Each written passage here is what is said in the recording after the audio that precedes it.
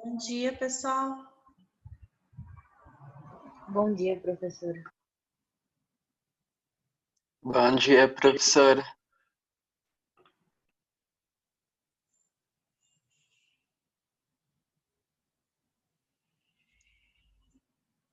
Oi, Caio. Oi, Maria Vitória.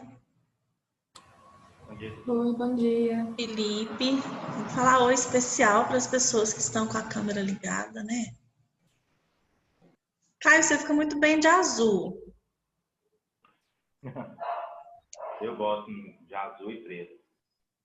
Combinou bastante com você. E por coincidência, você está de uniforme com a Amanda. Hoje a Luciana também ligou a câmera. Olha que beleza. E eu que fui postar a foto que eu tirei com vocês aqui, eu não tenho ninguém de vocês no meu Instagram, só o Caio. É porque eu não tenho Instagram, então aí isso dificulta um pouco. Pois é, aí eu não marquei ninguém para não causar problemas. Marcar só um ia dar certo. Estavam em aula hoje, antes dessa? Então tá. Tinha quantas pessoas? A gente já pode começar, né? Não vai ter muito mais do que isso, não? Pessoal, me perdoem eu não ter colocado a aula de hoje anteriormente. Não pus link, não pus texto, não pus nada hoje. Hoje foi uma correria. Aliás, essa semana está sendo uma correria. Fim de semestre, tanto TCC para fechar, semana que vem, na outra são as bancas, e minhas duplas estão de cima. Eu já estou escrevendo assim, sem olhar no celular. Eu estou aqui dando aula e as meninas ficam aqui. Eu falo as meninas porque eu não tenho nenhum homem orientando, só tenho mulher. Aí ela disse que professora, eu mandei isso, dá uma olhada no seu e-mail. Eu já estou escrevendo sem olhar, em live. Em live. Porque senão eu não dou aula. Caramba, é muita coisa. Eu tenho 6 duplas de TCC. 6 temas diferentes para orientar. Eu que estou desorientada já, né? Porque a gente orienta todo mundo e desorienta completamente. Continuando o tipo de assunto que a gente estava trabalhando na semana passada, nós vamos dar uma continuidade mesmo. Nós vamos continuar falando do mesmo assunto, só que focalizando em determinada área. Mas, ao invés de eu falar, eu vou fazer igual a professora de criança. O que era mesmo que a gente conversou semana passada? Quem lembra? Os documentos escritos? Os documentos escritos, isso. Ficou todo mundo assim, ó, girando a lanterninha, sabe? Procurando o arquivo. Os documentos escritos. E dentre esses documentos escritos, nós falamos sobre o prontuário da equipe multiprofissional. E hoje nós vamos falar sobre um artigo escrito especificamente dentro dessa vertente, porque é muito mais simples, não é que é simplista não, mas é muito mais fácil entender e manter o sigilo quando o documento é só seu. Então, você trabalha, você atende, e aí você guarda ou no computador, ou no pendrive, ou no HD externo, ou no arquivo, numa pasta. Você tem essa responsabilidade. Então, é mais simples de compreensão e mais simples de trabalhar. Agora, quando a gente fala do tema de hoje, que é prontuário psicológico na equipe multiprofissional. Eu acho que aí surgem muitas dúvidas, eu acho que aí surgem muitas demandas que a gente precisa refletir, discutir, né? Algumas hipóteses que seriam importantes também nós levantarmos de situações que podem acontecer e como vocês devem se comportar diante dessas situações, tá certo? Então, nós vamos conversar sobre isso hoje, dentro ainda dos documentos escritos, mas nós vamos dar uma atenção mais específica para o prontuário. Então, eu vou compartilhar a tela.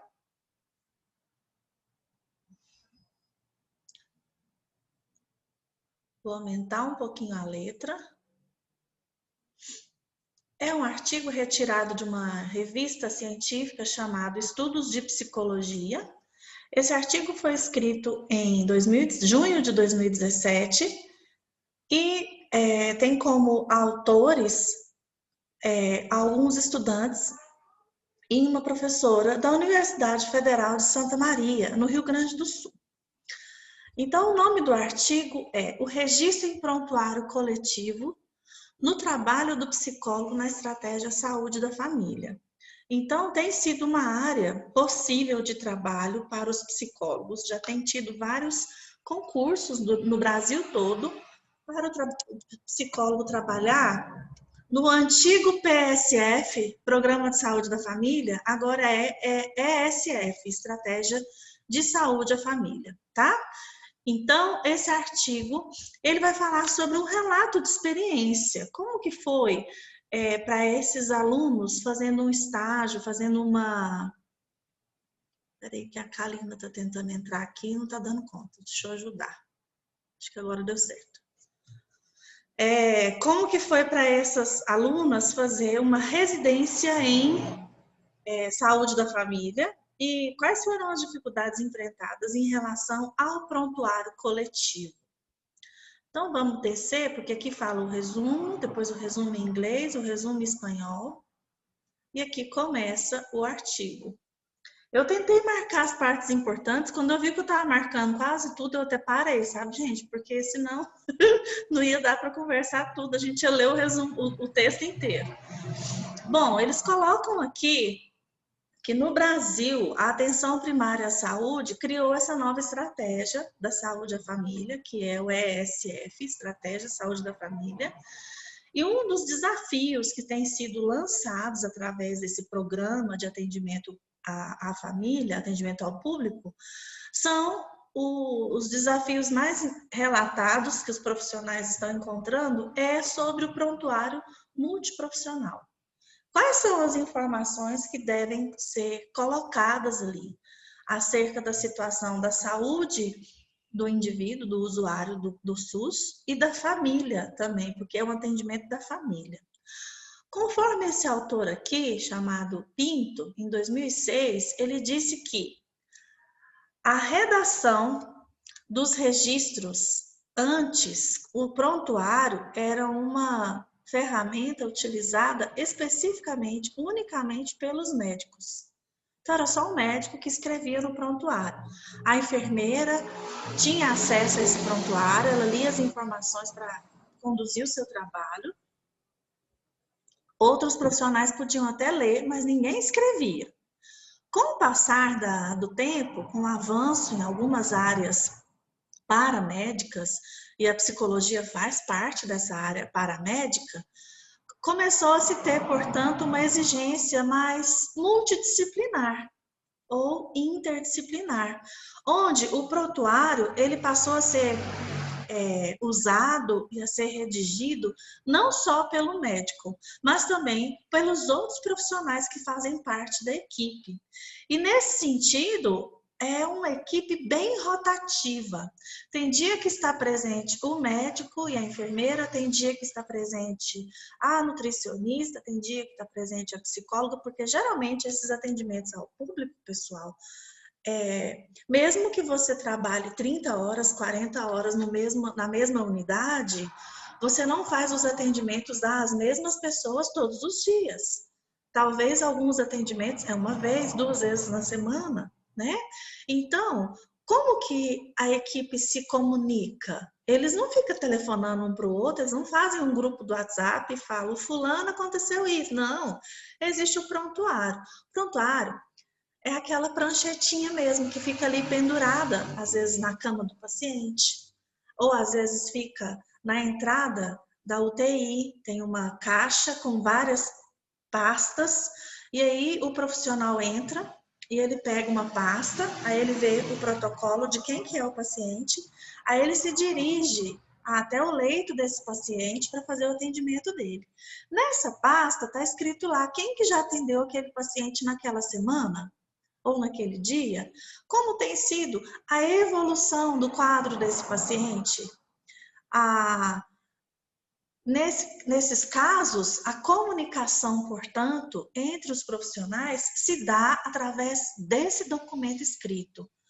Para quem Vou dar um exemplo. Tem muita gente que acha, às vezes, complicado escrever no WhatsApp, porque conforme você escreve, o outro lê, e a leitura pode ter uma conotação diferente do que foi a sua intenção.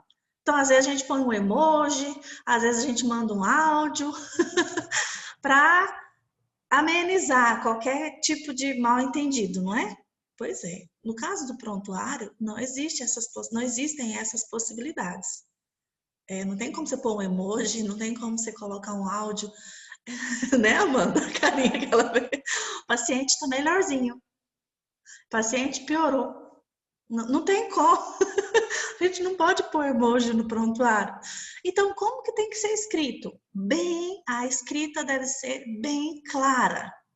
Muito clara. Nós vamos conversando a continuar aqui o artigo. Eu já estou adiantando algumas coisas, porque isso vai ser dito daqui a pouco. Bom, aí eles falaram sobre a política nacional, qual que é a regra, a lei para tudo isso que nós estamos conversando. E aqui em cima tem o prontuário da família é uma fonte de informação para a equipe de saúde. E essa fonte de informação, ela vai melhorar, ela vai qualificar o atendimento àquelas pessoas. Então, a capacidade de integrar as informações, tanto individual, quanto familiar, quanto social, vai melhorar, vai dar uma qualidade maior nas ações daquela equipe.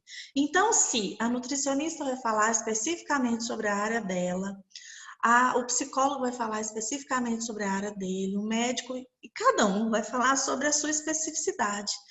Só que aí, olha só, o biopsicossocial, o paradigma biopsicossocial, no sentido de dar saúde, produzir saúde de uma forma integral. É essa a intenção. Então, o prontuário, ele se constitui um instrumento que contém muita responsabilidade, muita ética dos profissionais.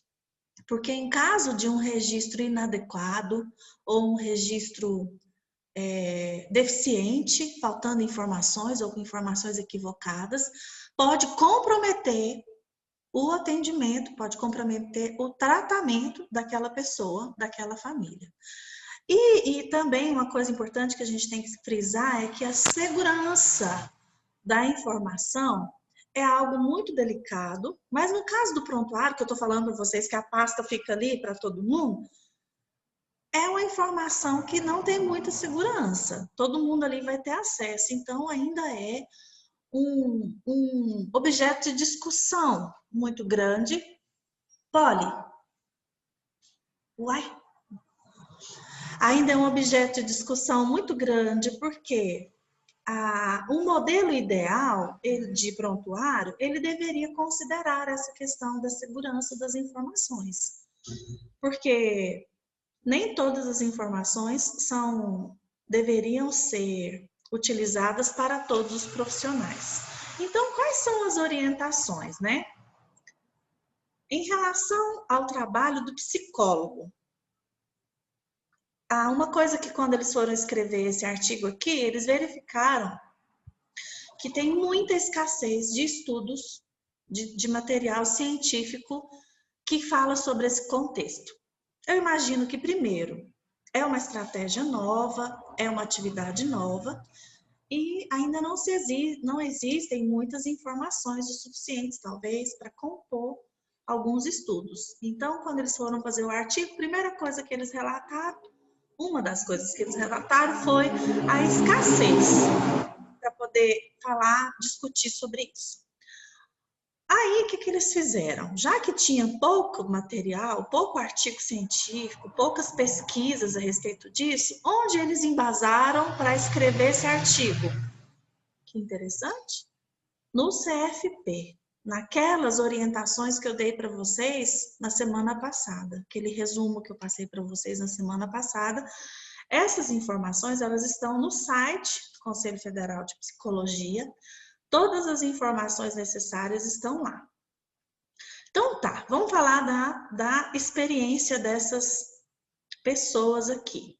Contou uma historinha delas, olha só.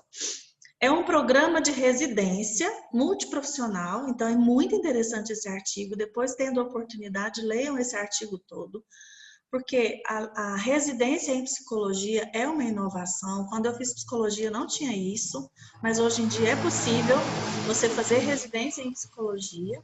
E aqui é mais um programa bem diferenciado, é uma residência em residência multiprofissional.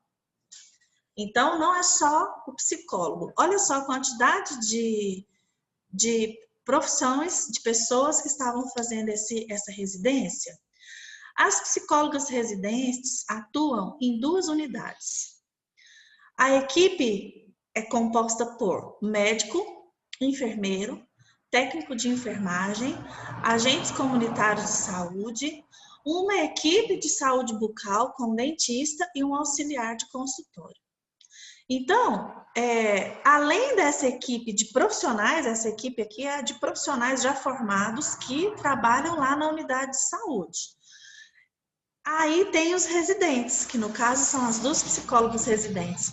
Tem os residentes de diferentes núcleos. Tem residente de educação física, de enfermagem, de fisioterapia, de nutrição, de odontologia, de psicologia e de serviço social. Olha que legal ser atendido num lugar desse, gente, que tem tanta gente de tantas áreas para poder estudar e colaborar com a sua especialização no atendimento de uma pessoa. Então, quando as psicólogas chegaram lá, as residentes, elas começaram a perceber que existia o prontuário coletivo e que elas tinham que preencher esse prontuário junto com a equipe. Esse registro, ele deve ser realizado de forma concisa, entendem a palavra concisa? Resumido, objetivo. Tem que adequar o vocabulário, as informações que você for escrever, você tem que adequar de uma maneira acessível às outras pessoas. Porque não é todo mundo que entende vocabulário de psicologia, não. Às vezes vocês que já estão no 3º período, vocês conseguem entender o que o pessoal do 8º período fala, do 10º fala, o que os professores falam. Quando eles falam, por exemplo, rapport, escuta, acolhida, abordagem psicológica, roleplay, empatia, tem tanta palavra, e eu estou usando umas fáceis, né? Tem tanta palavra que é utilizada só dentro da psicologia, que se você utilizar isso para fazer o seu registro num prontuário coletivo, as outras pessoas não vão entender. Então, é muito importante a gente prestar atenção no vocabulário utilizado. Só que não é só isso.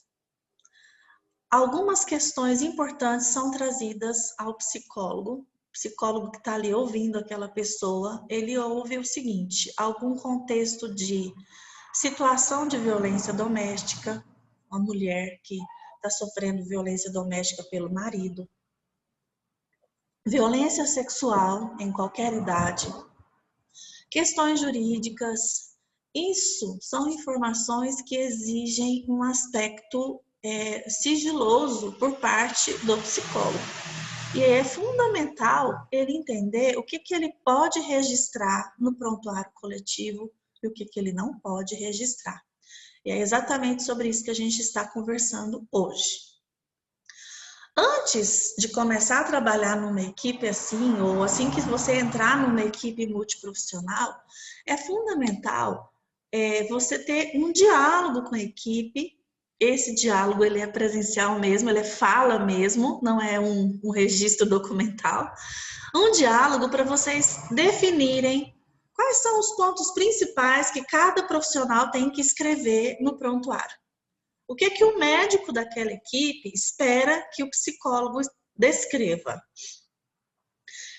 Geralmente, os psiquiatras gostam que o psicólogo descreva quais são as sensações, os efeitos colaterais que aquele medicamento está produzindo, se existe melhora ou piora, ou nenhuma alteração no humor, na emoção, em função do remédio. Então, isso tudo está bem conectado. Mas não é só problema psiquiátrico que a gente enfrenta quando vai descrever um processo de tratamento dentro de um prontuário coletivo. Então, o principal, primeiro de tudo, conversa com a equipe e seja claro. Todo mundo tem que ter clareza do que deve escrever no prontuário, o que um espera do outro, quais as informações que um espera do outro. Aí vem uma parte que eu acabei me adiantando, tá aqui, ó. Estabelecer uma linguagem acessível, né?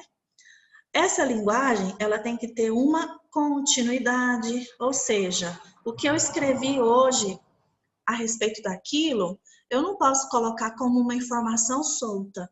Na semana que vem, eu tenho que falar sobre aquela informação, se evoluiu, se desapareceu, se melhorou, se piorou. Então, um prontuário, ele tem que ter essa característica de continuidade. E, deixa eu subir a tela. É necessário também compartilhar as informações que vocês observaram com os outros profissionais. Quando é o caso de uma residência, essas pessoas elas vão receber tutoria. Então, elas têm um tutor para quem eles devem mostrar o prontuário, o que eles escreveram para esse professor, esse tutor, dizer se está correto. Em alguns casos, quando tem dúvida de sigilo, quando que eu vou romper o sigilo? Houve casos em que foi necessário o rompimento do sigilo, realizado após os cuidados descritos. Então, a gente tem que conversar com o tutor, quando a gente faz uma residência, conversar com a equipe antes de descrever uma quebra de sigilo no prontuário. Então, olha só, quais foram as principais dúvidas dessas psicólogas que estavam fazendo residência? Quais foram os principais questionamentos delas? Acredito que pode ser alguns questionamentos que vão auxiliar vocês. Primeiro, como compartilhar alguns aspectos que foram revelados de forma sigilosa, mas eles são fundamentais para a abordagem da equipe em relação à família? Então, como que eu vou falar sobre esse assunto sem quebrar o sigilo? Outra dúvida, de que modo o psicólogo deve compartilhar as informações sobre as pessoas que são atendidas, os usuários, sem ferir o código de ética? Nós vamos responder isso tudo. Deixar a moto passar. Nós vamos tentar responder essas perguntas ainda hoje. Como superar a compreensão de que o usuário está vinculado ao serviço e ele não é só meu paciente, ele é paciente de uma equipe inteira. Tem paciente, gente, que dá birra. Eu não quero ser atendido por fulano hoje, eu quero ser atendido pela psicóloga, eu gostei mais dela, ela é mais atenciosa, eu quero o psicólogo porque ele me entende melhor. Então, essas falas existem. Então, a gente tem que ter... como fazer isso? Superar esse aspecto no paciente, no usuário, de que ele está vinculado à equipe e não só a um profissional. E a última dúvida que está descrita aqui, além do prontuário coletivo, o psicólogo deveria manter um registro individual? Eu falei sobre isso na aula passada. Qual que é a resposta dessa pergunta? Sim, além do prontuário coletivo, o psicólogo mantém um registro individual. É nesse registro individual que tem as informações confidenciais e sigilosas. É lá que eu registro, para no caso de alguma dúvida, eu ter como comprovar que eu estava falando sobre aquilo e quais foram as minhas providências sobre esses assuntos. Bom, então vamos tentar responder as outras perguntas, porque a última eu já respondi para vocês. Vocês têm alguma outra dúvida? Aliás, vocês têm uma ideia de como que é a resposta para essas perguntas? Como compartilhar um aspecto que foi revelado de forma sigilosa, mas ele é fundamental para a equipe entender todo o processo? Como seria? Alguém tem ideia? dando as informações, só a informação que é estritamente necessária, assim, ficando restrita só e não dando mais detalhes do que precisa ser dito. Exatamente. O que o Conselho Federal de Psicologia recomenda através dessa resolução 01 de 2009? Ela disse que o registro documental é obrigatório. E aqueles assuntos que devem ser mantidos prioritariamente no prontuário psicológico, que é aquele registro individual, eles são escritos lá. Mas eles colocam aqui, ó, o prontuário, ele tem caráter sigiloso, se constitui como um conjunto de informações que visa contemplar de forma sucinta, esse sucinta é importante, porque eu não vou detalhar, como a Amanda disse, eu não vou descrever tudo. Inclusive, gente, eu não vou deixar lá no prontuário coletivo, se eu aplicar um teste, eu não vou deixar esse teste lá. Se essa pessoa fizer um desenho, se ela fizer um teste projetivo, eu não posso deixar esse teste lá na pasta coletiva, no prontuário coletivo. Isso é informação específica do psicólogo. Então, todo teste ele também tem que ser guardado de forma sigilosa. Porque muitas pessoas podem saber, muitos outros psicólogos podem saber interpretar, às vezes pode causar uma certa ansiedade em quem não conhece. E aí a resolução orienta o que deve ser registrado no prontuário multiprofissional. Aqui, entre aspas, a fala da resolução. Devem ser registradas apenas as informações necessárias ao cumprimento dos objetivos do trabalho. A Amanda explicou com uma linguagem mais fácil. Eu só tenho que colocar lá as informações necessárias, eu não preciso entrar em detalhes. E o que é informação necessária? E o que é detalhe? Não está aqui não, mas vocês entendem o que é isso? Qual que é a parte que é necessária e o que é detalhe? Vamos pensar em um desses exemplos que foram colocados aqui, ó. O caso de uma violência doméstica. O caso de uma questão jurídica. O que é informação necessária e o que é detalhe? O que eu coloco no prontuário e o que eu não coloco no prontuário? O que vocês acham?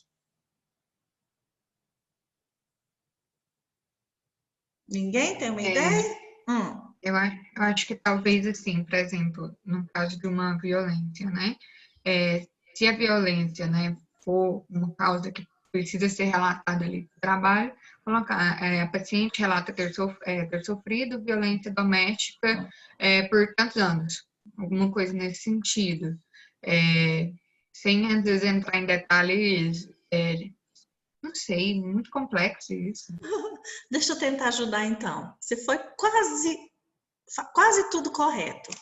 Eu vou dizer que a paciente é vítima de violência doméstica. Ponto. Eu não tenho que precisar quanto tempo essa violência durou ou dura. Eu não tenho que informar quem é o autor da violência. Eu não tenho que informar os detalhes, de que tipo de violência que foi. Eu não tenho que dizer se ela foi informada à delegacia da mulher, se tem queixa, se tem processo. Eu não tenho que dar os outros detalhes. Por que é importante eu dizer que essa paciente é vítima de violência doméstica? Porque às vezes o fisioterapeuta está tratando pensando que ela caiu da escada.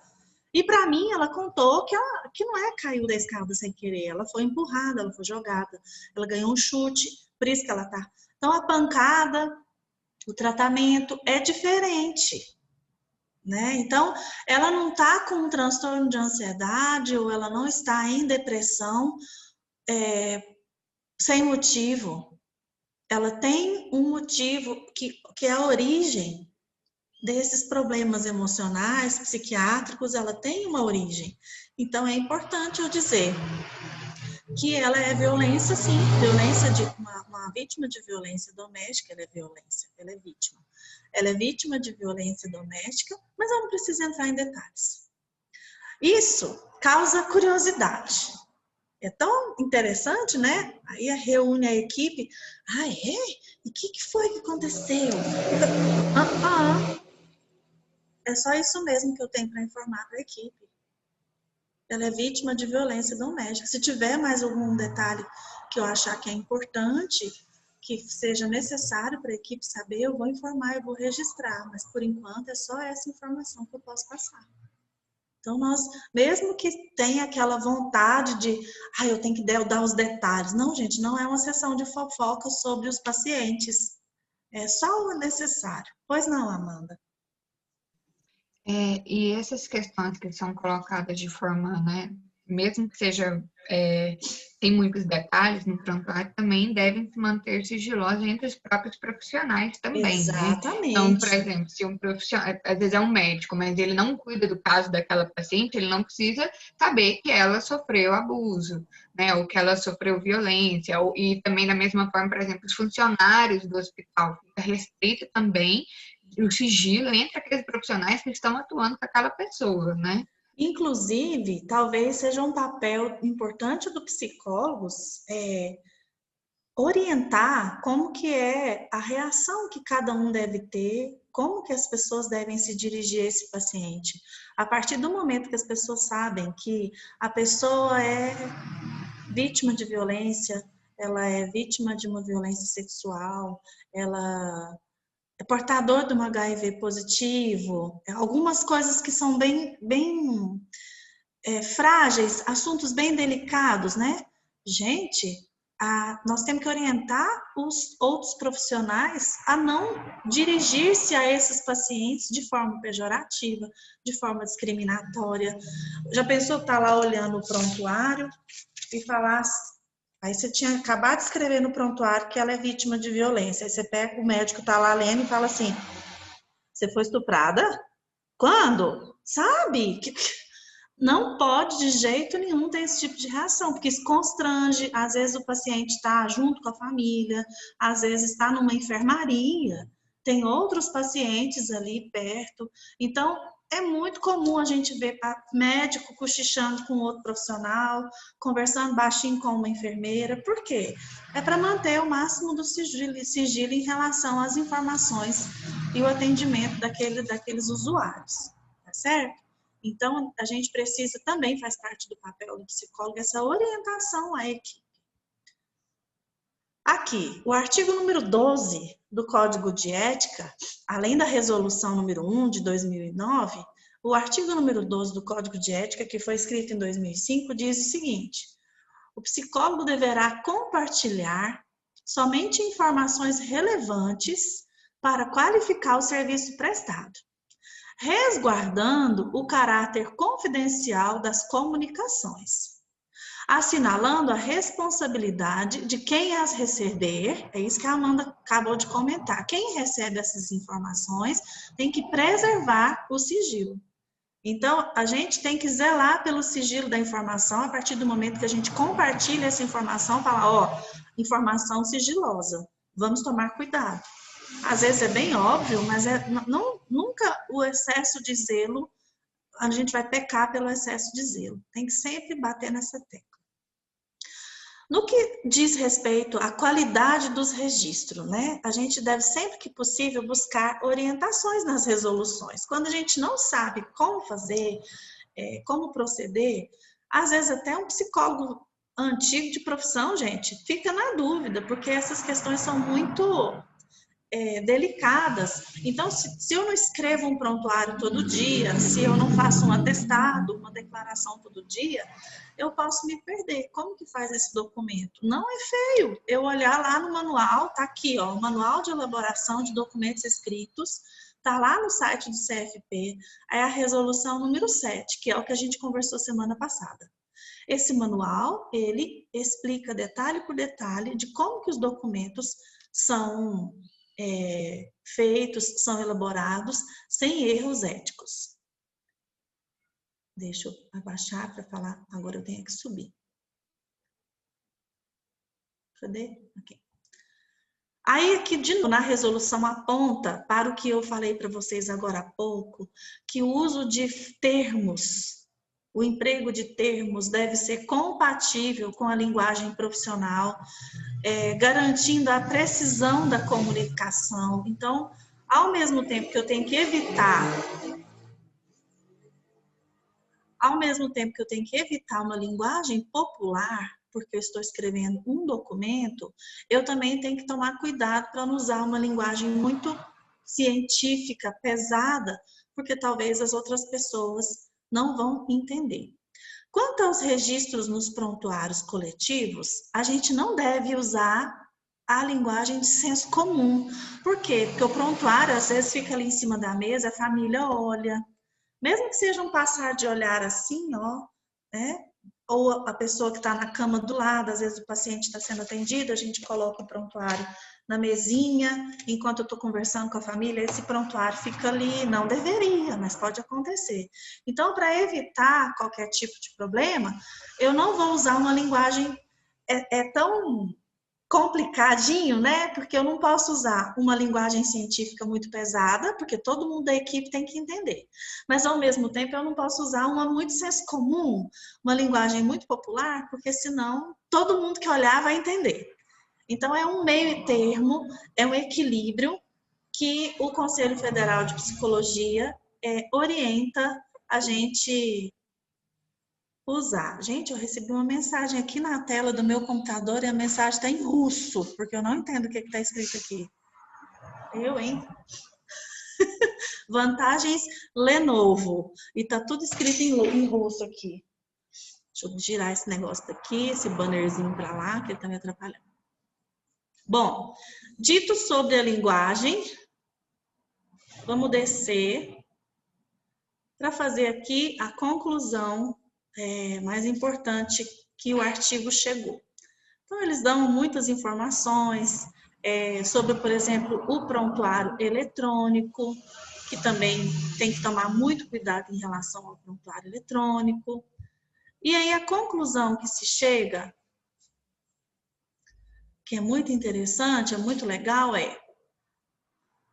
quando a gente tiver que solucionar um impasse entre a questão ética do sigilo e o registro das informações, nós devemos efetivar os profissionais, a equipe interdisciplinar. Deve fazer, então, uma discussão do caso para analisar essa situação. Lógico que eu vou discutir também dentro do sigilo, como eu exemplifiquei agora há pouco, mas até a gente discute para ficar bem claro o que vai ser escrito ali no prontuário.